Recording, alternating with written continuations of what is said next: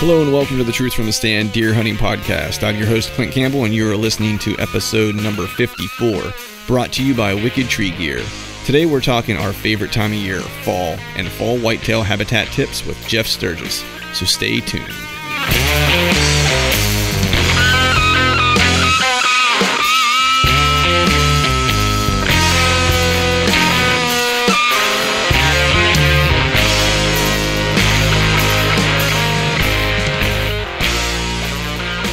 All right, we are live. Welcome back to another episode of the Truth from the Stand Deer Hunting Podcast. I'm your host, Clint Campbell, and today we are wrapping up the Habitat mini-series that we've been doing with Jeff Sturgis. Today we're covering the fall time of year, which is, of course, our favorite time of year.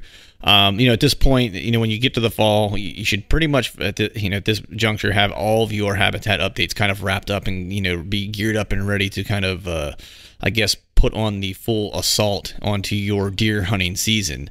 It's at this point, you don't want to really be doing a whole lot of work. You don't want to be, messing up with any patterns that your deer have that are working and so forth.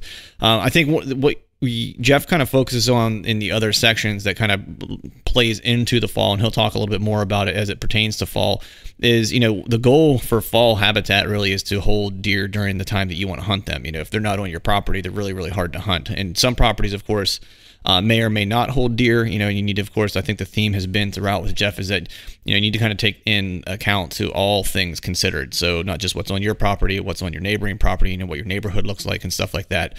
So at this time of year, you really want to focus on holding and dictating fall movement, which Jeff will cover as well. And then the other part that I think we talk about a little bit, or that we touch on, will be, bucks going nocturnal and stuff like that, because I know that's, a lot of times getting dark deered is a challenge when you hit that fall time frame, whether it's they're changing their bedding area as they kind of change their home ranges, once they go hardhorned and so forth. Maybe now they're a little further away from a destination food source that you've been kind of planning to use a pinch point between their bedding and their food, so there's a lot of things that kind of play into that. And he'll talk a little bit about, things you might be able to do to help keep you from getting dark deered quite so often. But with that, we won't delay and we'll go ahead and get to Jeff. But before we do that, let's take a quick moment to hear about a few of our partners. Number one, Wicked Tree Gear. Y'all be sure at this time of year, of course, you should be thinking about doing some pruning, or doing some cutting in the timber, whether you're thinking of doing hinge cutting, want some smaller trees, of course, or if you're thinking about, starting to cut some shooting lanes or trim out some trees to place some stands in. This is a great time of year to do that, considering that the leaves are off the trees and you kind of get a really good look of what you would be looking at when November or late October and early November rolls around. So if you are considering doing that, be sure to go to wickedtreegear.com and pick yourself up either a handsaw or a pole saw. Use the promo code TRUTH and save yourself 20% on any of the purchases that you make. Of course, this time of year, you're also kind of thinking about your food plots and so forth. I know we covered food plots in the summer section and the spring section kind of extensively, but this time of year there's always planning that you can do in very late fall, especially if you're looking for a specific winter food. So late summer and early fall is a great planning time for that. And if you haven't yet selected your seed, be sure to head over to techamani.com and use their product selector tool to help you kind of pick out the seed that you'll be needing for the area that you live in and for the time of year that you want your crops to be viable for the deer. And if you use the promo code TRUTH there as well, you will save 20% on a Techamani purchase. So without further ado, let's go ahead and get Jeff Sturgis on the line and let's talk some fall habitat. All right, folks, we are live and you're listening to another episode of the Truth from the Stand Deer Hunting Podcast, and I am joined for the Quattro, Part 4, with Jeff Sturgis of Whitetail Habitat Solutions, and we're talking fall habitat planning this time. Jeff, how's it going, man? Oh, it's going great. And talking about fall habitat is right up my alley. We're a little ways away, but that's my favorite time of the year by far. Yeah, I know. Oh man, I got the itch already. It's too early to get the itch. I'm trying to turn my focus to turkey season. I skipped right over shed hunting if you couldn't tell, because I'm the world's worst shed hunter. I've yet to ever find a shed. I think because I usually end up scouting while I'm shed hunting. So I'm skipping. Right. I'm skipping right. Yeah, I'm looking too many places. Yeah, exactly. I'm looking at the old rubs. I'm looking at the old scrapes if they're still visible. Starting to put puzzle pieces together for next year. And I know shed hunting is an important part of that, but it's just something that I can't bring myself to do. So I'm gonna have to hook up with a buddy of ours and see if I can't learn from Johnny Utah Mulligan some shed hunting, because that fool seems to get into him just about every year. I think I have to go to Iowa, though. I think that's the ticket. Go to Iowa to shed hunt, right? Oh, definitely. Go to Iowa, go to Missouri, Nebraska, Kansas, some of the where there's not as much competition for each shed. Right, exactly. Well, speaking of, let's go ahead and dive into the hunting season portion of this segment. We're talking fall habitat planning. So, we've gone through, winter, spring, summer. We've done a lot of work up to this point at the different times of years, and kind of started to set the stage for the hunting season to a degree. And this is the time of year where we kind of try to pull it all together and hope all of our planning and practices kind of help us have success during this time of year. So at this point, we've made the updates. We should be long completed, hopefully, as long as we're able to get to our property and the scheduling is on our side. And we, at this point, we should hopefully have the nice bucks on our property that we want to have on our property. So, from a habitat perspective, what are you prioritizing for the fall time of the year? Well, really looking at that property, if your property is peaking in May, June, July, you're really missing the boat, because November in the north half of the country is the time where you can attract, mold, grow, shape, protect a deer herd, and of course hunt a deer herd. So you're looking at really your food plots peaking at that time, and you're offering diversity. Now, that being said, with the food plots, it's really important that if you have multiple food plots on your land, that you plant them in the same diversity every food plot, because you want to attract individual doe herds and doe movements to each one of those food plots and have that be consistent for the entire year, or the entire season. So, for example, if you have clover on one plant, brassicas on another plot, and corn on another plot, or beans, whatever it might be, then when each one of those is peaking in nutrition and attraction, you have those dominant does that move, they push other does out of the way, and really have acres of bedding area and cover that just are wasted because deer are focusing on one portion of the property. So very important to be consistent with your diversity that you offer in every food plot, have your entire property working like a machine going into November. And that truly is a time where there's a lot of moving pieces coming together that hopefully are peaking in nutrition attraction. Your hunting management and hunting pressure management is all coming together to create a really good herd and a lot of fun during the hunting season for yourself and your family. Right. So I think you mentioned something that was really interesting right there that stood out to me, which was, everyone kind of thinks about the fall season as the time of year when they hunt deer. Right. And what you had just mentioned was that this is the best time, or the most critical time, when you really kind of shape your herd, shape movement, and shape the age dynamics to a degree by protecting the deer that you want to protect and so forth, which I think is a really kind of different way of looking at it. Like the fall isn't only to harvest, the fall is also the most critical part of establishing your hunting success for future years. Can you talk a little bit about that? Yes, definitely. And that's the fun part of all of this. This year was the first year since, I believe, 1989 that I didn't harvest a buck. And it was one of my best years because I, of course, got with some vacant tags not being punched, and I really got to hunt a lot this year, more than normal, and it was pretty awesome. I got to sit a lot more than I have since 2006 was the last time. And for that, I got to see a lot of bucks, and I got to see a lot of really nice bucks, pass them up, and advance them to the next age class. 3-4-year-olds, a lot of 3-year-olds, 2-year-olds. And so that happens during the fall. So, yeah, I didn't shoot a buck. It felt a little weird. But at the same time, boy, what a fun season. I got a lot of good video, got to watch a lot of deer. And, of course, I have a lot of deer that will be around for next year. There are going to be some giants on multiple lands. So very exciting. And, really the fall, even on controlling your herd numbers, you do that during November, during October, during December. That's when you control your herd numbers through doe harvest if you need to. You don't always have to. But people, I don't think hunters in general don't give themselves enough credit for the influence that they can have even on a small property for either increasing or decreasing the herd numbers. Of course, within the law, but at the same time, the wildlife resource folks, the DNR, they give us some great guidelines to go from in most states. And, of course, you have no one to blame but yourself if you shoot too many deer. Mm-hmm. But a great time. We have some great tools to raise or lower the deer populations, even on small properties of 40 acres and less. Right. And so seeing, that's awesome. Well, hold on. Let me rephrase it. It's not awesome that you have tags remaining. But it's awesome that you were able to kind of have that experience and get that perspective of, being able just to watch movement for a season. Because that's invaluable. Because I think one of the things I missed out on this year, and this was the first time I think in almost for forever that's happened for me, was tagging out in early October. And I feel like what you just kind of described, it's like I feel like I kind of missed something. You know what I mean? Because all of a sudden life priorities start to get in the way, and the weekends I would typically go hunt, something else might creep up, and it's like, well, I do have a deer in the freezer, so it's like I'm not going to go hunt does today because I can't really tell the wife no because I already went hunting and I got one. And, so that it becomes part of that. So I didn't get out nearly as much as I typically would, and that's I think that's there's a silver lining to it, I guess is what I'm trying to say. Yes, yeah, it was really interesting. I went through a range of emotions, as you can imagine, during the hunting season. I was, of course, you're really excited for it, and I started passing up bucks. I think there was 2 days where I passed up 10 bucks or more by 2 o'clock in the afternoon. Hunting in the morning, and just got to see some of the biggest bucks on the property, just not the biggest bucks, and some of the ones, just the few handful that I was after out of 35, 40, even just on one property. And so it was fun.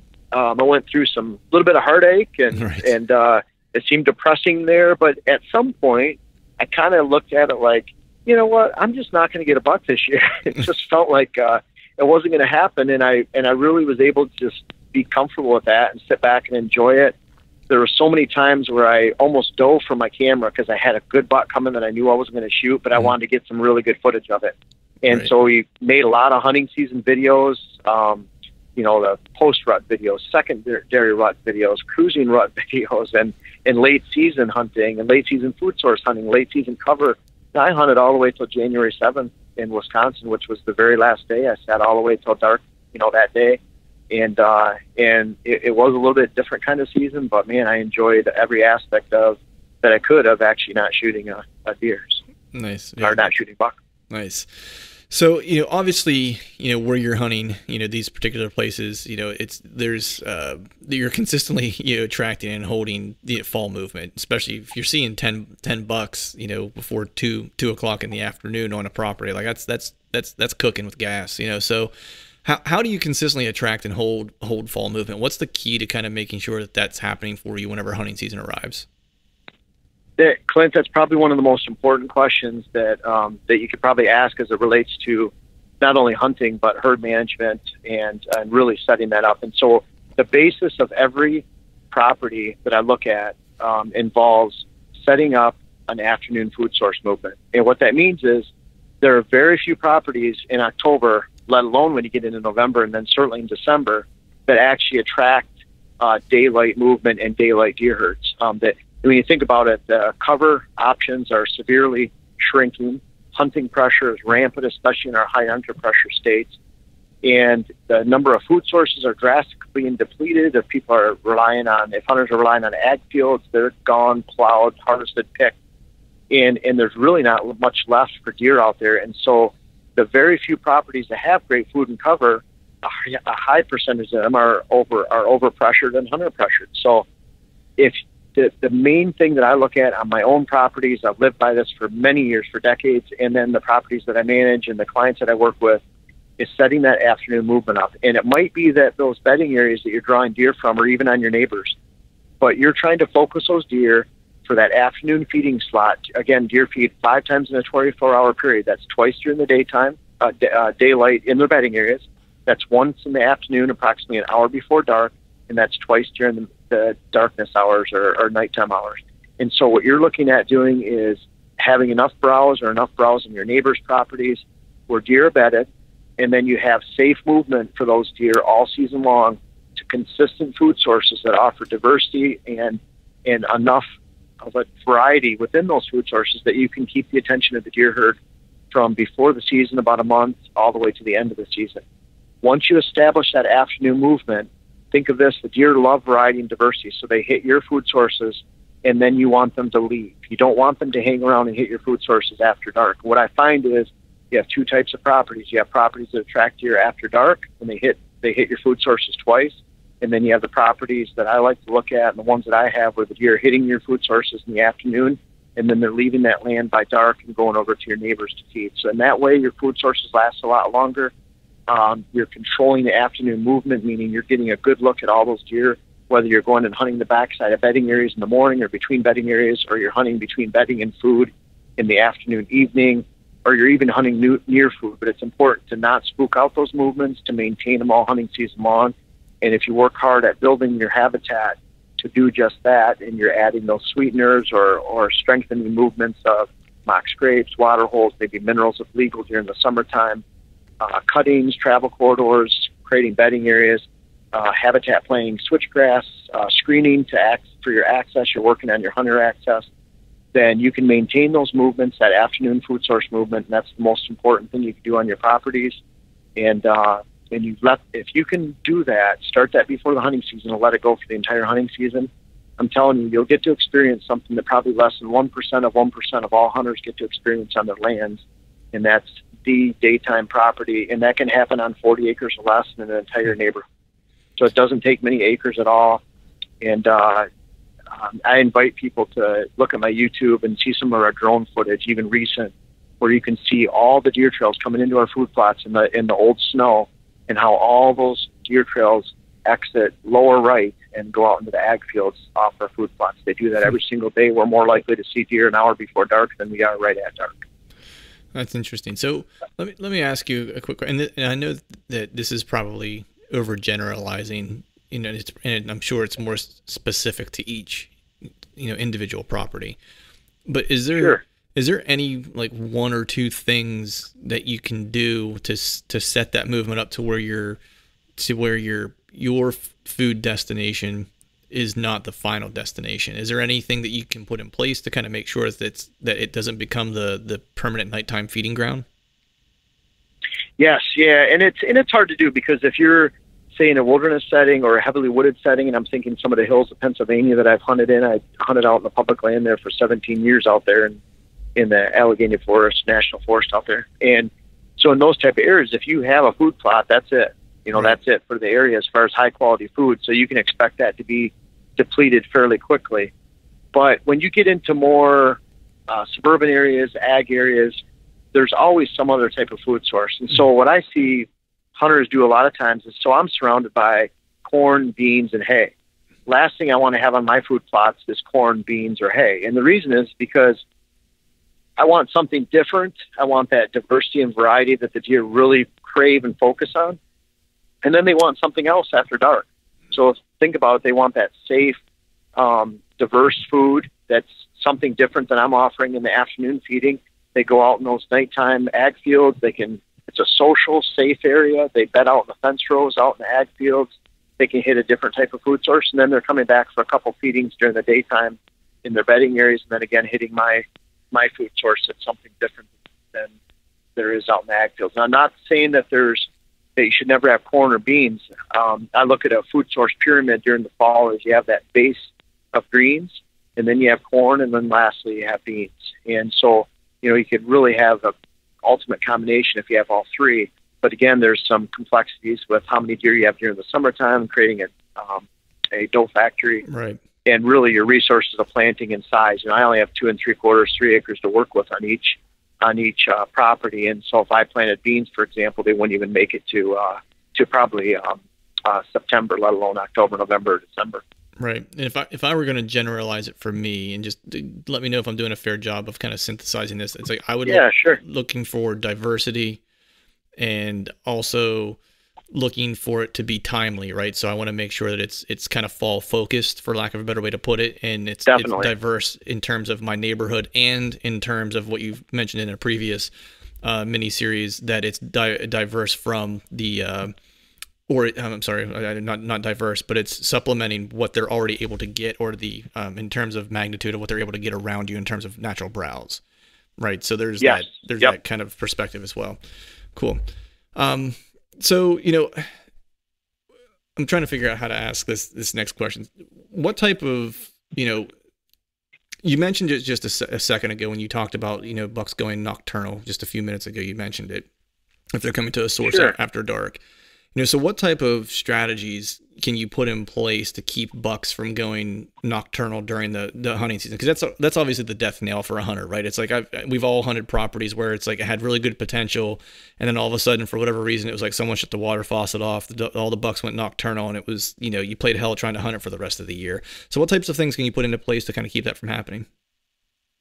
One of the things I think that a person needs to wrap their head around is that a nocturnal buck is truly a myth. They're feeding 5 times a day, just like the doe herd, but they are very reclusive, and they are much more wary of hunting pressure than the doe family groups. Doe family groups you can kick around a little bit. They are very reluctant to leave their home ranges, where bucks will leave in a second. And the older they get, the more reclusive they become. And simply, if you're not getting bucks till 10 o'clock, 2 o'clock in the morning, 10 o'clock at night, 4 o'clock in the morning, those bucks, probably you're not going to get a lot of pictures of them unless you have a major food source they're hitting every single night. But they're most likely coming from a mile away or 2 miles away, and it just takes them that long to get there. So it's not like they're sitting back there 200 yards away. So the first thing to do is take a good hard look at your hunting pressure and how much pressure you're putting on the land. And really, the second thing is, do you actually have fall habitat and fall food where you're controlling that afternoon food source? So if you're controlling that afternoon food source movement where you have a substantial amount of deer hitting your plots about an hour before dark every day, then you're gonna hit that optimum daylight mature buck ratio. And I look at it like really a good figure to look at, and a good guide is you should get 1 daylight picture for every 1 nocturnal picture of mature bucks. If you're controlling that afternoon food source movement, you're hanging your cameras so that I like to get them about 6 feet off the ground. I'm using blackout cameras, the extra cameras. I'm hiding the profiles, hiding the background. So I'm really, being non-invasive. I'm making sure the deer aren't looking at my cameras. And if any deer are looking at your cameras and you just switch them, I look at a rate of about 1%. So really only 1% of the deer that walk by a camera should really look at it. And so I'm looking at how the cameras are hung, if the deer are actually looking at them, and then really looking at my hunting pressure and take a good, honest look. Are the deer not going nocturnal after opening day, and how much pressure do you put on? Are they picking back up after you haven't been there for 2 weeks? So you can learn a lot about your own hunting pressure. But then, are your food sources and your cover sources really fall related and at the optimum peaking time of November that they should be? Right. And let me ask this question here, and tell me if this is just maybe the wrong time of year to bring it up, because it might be a different part of the seasons. But one of the things I've read in one of your books is where you talk about depth of cover. Does the whole and I agree the nocturnal thing is a myth. They're feeding exactly as you say. It's just they may be taking them longer to get from bedding to your food source, whatever the case is. But does depth of cover play into that at all? If you have the correct type of depth of cover, then you're making sure that they're going to be bedding near enough to a food source that you can start to ensure you're going to get daylight movement and start. Is that a critical piece of kind of controlling that fall movement and holding them in the fall? Yes. Yeah. I'm really glad you brought that up. And what depth of cover is let's say you have a 40-acre parcel, you put 5-acre food plot right in the middle of that 40-acre parcel. You can't go 165 yards in any direction without going off the parcel. So your depth is 165 out of basically 165 yards out of 440. Now, if you take a 20-acre parcel that's a quarter mile deep, just like that 40, so you're cutting that 40 in half lengthwise, you put a 5-acre food plot in the front of that 20-acre parcel, you now still have 330 yards of depth on that 20-acre parcel from that food plot. So in that depth, you can house does, which does will bed up close to the food source. You're not going to have mature bucks bedding between the food family groups. They're going to bed behind the doe family groups. And so you truly have on that 20-acre parcel a better opportunity to actually hold and attract mature bucks because you have a true depth of cover of 330 yards, which is double what you would have on the 40-acre parcel with that 5-acre food plot in the middle of the 40-acre parcel. And so it really, you have to have that depth, but then you have to have layers of bedding cover and opportunity. And so let's say that food plot does not have screening against the woods to where deer can look back at that food plot from 100 yards in the woods, then they're not going to feel comfortable until they're bedding 125 yards back from that food plot. Now, take screening cover and thick cover. It could be in the form of hinge cutting, switchgrass, And I had clients even construct a berm around a woodlot where those deer actually feel comfortable bedding within 20, 30 yards, and that would be doe family groups within 20, 30 yards of that food source. Then that area that's 100 yards back, that bedding area where the does were previously bedding, you can start to layer more does and then younger bucks and then bucks. So you take a buck that might have been pushed back 400 yards in the ag area because that's where he finally found his own space away from the does and small bucks.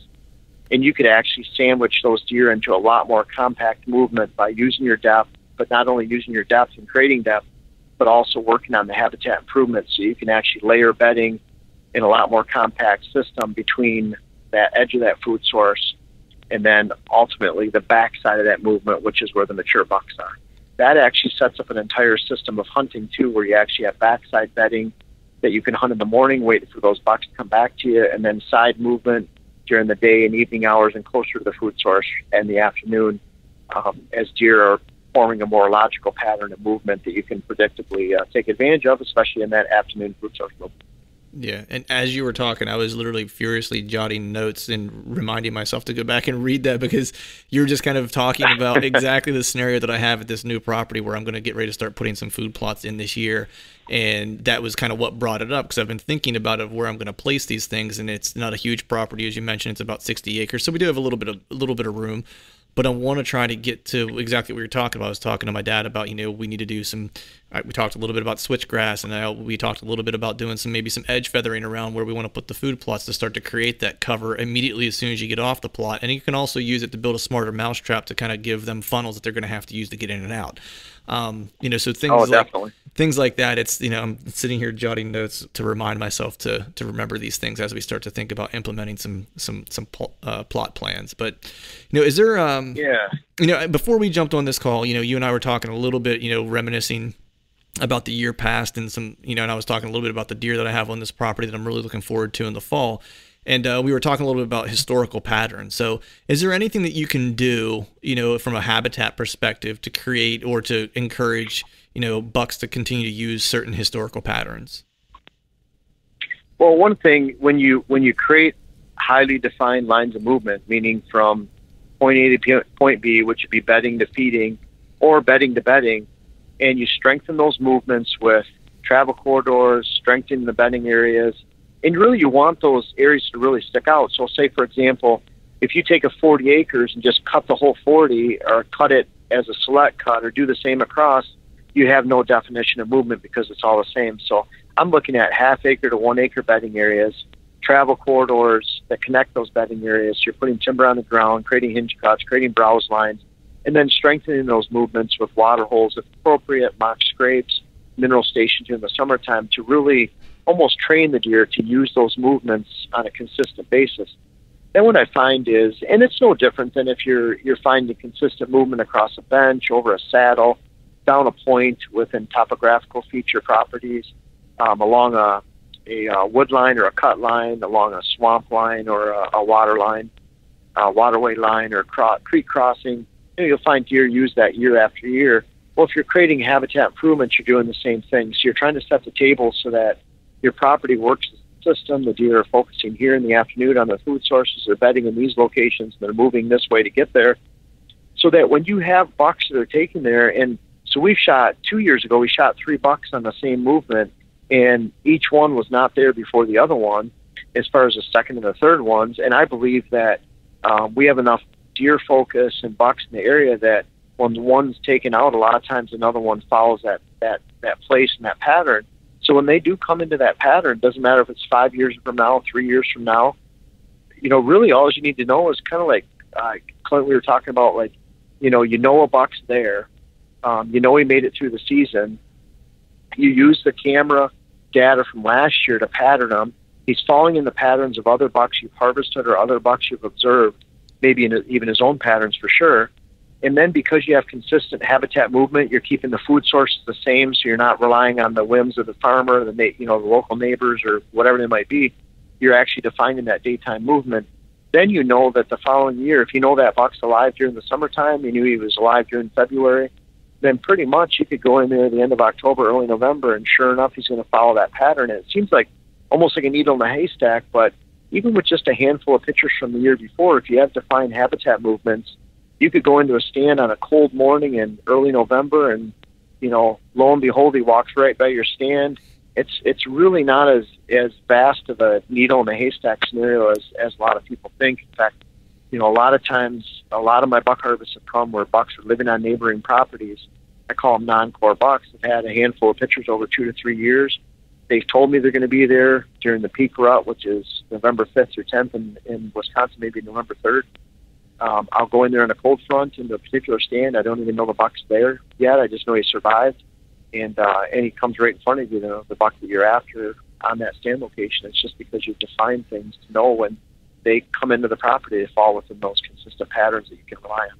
Right. And I think it's interesting that you mentioned one buck's tail will be another buck's tail as well. And I didn't mean to make that rhyme, but yeah, that's a good way to put it. It's got a little Dr. Seuss on everyone there. It's interesting because you do see, it's the whole, I guess the saying that a buck bet, if it's good enough for this buck that you just killed, another buck will be sure to come in and take that spot over, because there's a reason why they were betting there in the first place. It's because they're safe. They have good entrance. They can smell behind them. They can see in front of them. Whatever the case is, it's set up right, so another buck will find it. And that's the beauty of private land. Yeah. I hunt Southern Ohio public land every year, and that's the part that's tough down there is that the clear cuts define how the deer move, and so you can have a great location one year that deer were focusing on some, medium age clear cuts of 2 to 5 years old, 3 to 5 years old, and all of a sudden a mile away there's a fresh batch of clear cuts over 100, 120 acres, and then for sure those deer are moving, and so you're constantly have to be on your toes. Where on private land you can just define that movement, keep it the same every single year. You can improve upon it, move your stands as needed. And it's really a lot more definitive. And as long as you keep the hunting pressure out of the equation and manage that, then you can count on that deer movement every single year. Absolutely.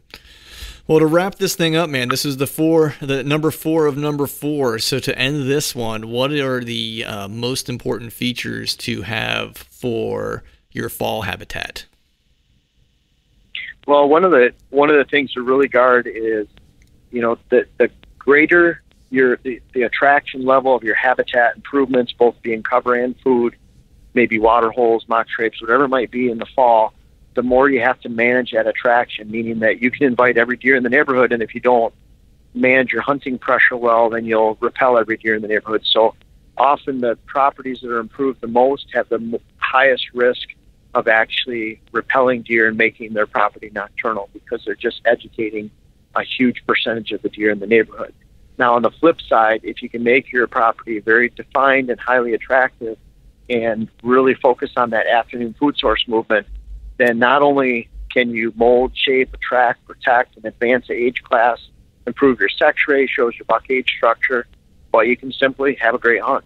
And so, and not to mention a lot of daytime photos with your trail cameras. So you're really looking at the entire picture of making your property attractive, but not so attractive that you can't step foot on it without bumping deer, and then managing that level of attraction so that every day you have a food focus of those deer that you can capitalize on and keep it consistent all season long, so that you can, whether you're into the deer management, whether you're into hunting, mature buck harvest, or all of it like I am, then you really have an opportunity to improve your hunt and your herd all season long.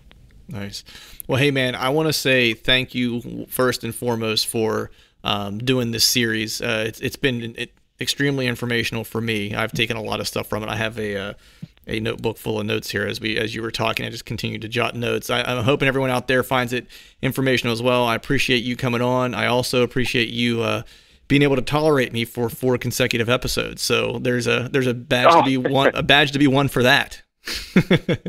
Oh no, certainly, Clint. I always love being on, and the time flies by. So actually, I'm still driving 4 episodes later. So right. I'm getting close to my motel, but boy, this drive went by quick. This little section in Michigan and going up to Big Rapids, Michigan. So. Nice, awesome. Well, I'm glad I could help pass the time, and I'm sure everyone out there listening is going to be super stoked to get all this information. Safe travels on the rest of your way, and I'm sure we'll talk soon. Yeah, thank you very much, Clint. Always a pleasure.